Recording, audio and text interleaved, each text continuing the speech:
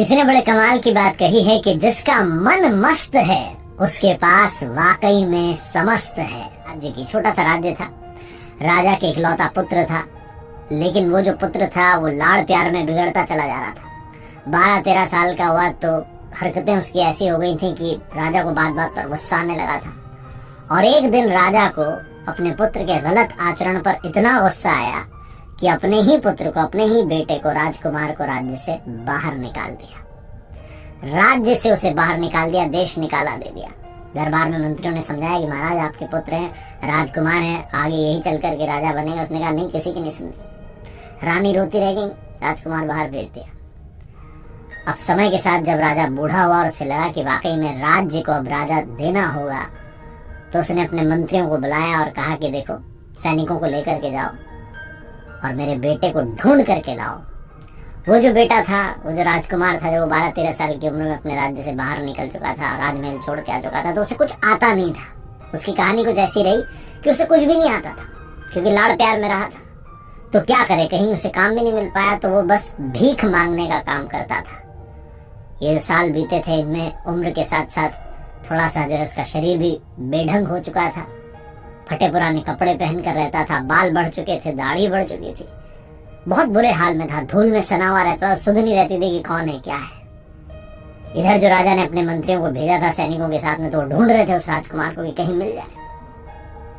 और आप देखिए, प्रभु की कृपा ऐसी हुई कि एक नगर के चौराहे पर वो भीख मांग रहा था, रोज की तरह। दोपहर का समय था और उस राजा के जो मंत्री थे वो सैनिकों के साथ घोड़े पर बैठे हुए वहां से निकले और उन्होंने देखा कि ये देखा देखा सा लग रहा है, आंखें मिल गई। और जहां आंखें मिल गई तो मंत्री ने सैनिकों से कहा, रुक जाओ, लेके आओ इसको।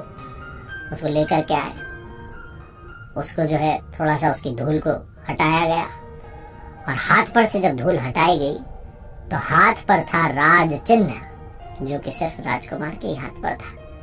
मंत्री अचानक से पैरों में गिर गया, सारे सैनिक घोड़े पर से उतर आए, महाराज की जय हो, महाराज की जय हो कहने लगे। और ये जो फटे पुराने हाल में बैठा हुआ था, बिल्कुल बेढंग हो चुका था, जिसका शरीर कमजोर सा लग रहा था, अचानक से इसमें जान आ गई और उसने आदेश दिया कि सुनो, अब महाराज को स्नान करवाया जाए। अचानक से इसके अंदर शक्तियां आ गई। इसे एहसास हुआ कि ये कोई भिखारी नहीं है, ये तो राजकुमार है, इसका तो जन्म राज करने के लिए हुआ है। सारे जो मंत्री सैनिक सब प्रणाम करने लग गए। पल भर में सारा सीन बदल गया। इसे लाया गया स्वागत सत्कार के साथ वापस अपने राज्य में, और समय की मार के साथ में सीख चुका था कि गलत आचरण नहीं करना है, आगे चलकर के एक अच्छा राजा बना। ये कहानी उस राजा की, राजकुमार की, मंत्रियों की नहीं है, ये आपकी और हमारी है। हम में से बहुत सारे लोग जीवन पर्यंत ये सोचते रहते हैं कि मांगते ही रह जाएंगे। ये भूल जाते हैं कि हम राजकुमार हैं, परम आनंद की अनुभूति के लिए हमारा जन्म हुआ है। और यहाँ पर मटेरियलिस्टिक चीजों की बात नहीं हो रही कि आपने इतना कमा लिया, उतना कमा लिया, यही जीवन का सार है। परम आनंद से मेरा मतलब है कि मोक्ष प्राप्ति, निर्वाणा जिसे कहा गया है।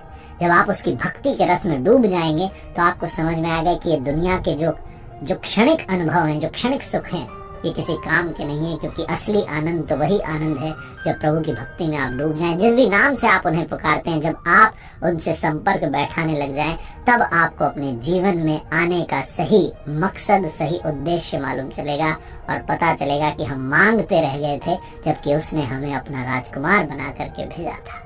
एक बार फिर से वही बात जो अक्सर आपसे कहता हूँ, ऊपर वाले के आशीर्वाद, अपनी मेहनत, अपनों के प्यार के साथ कर दिखाओ कुछ ऐसा कि दुनिया करना चाहे।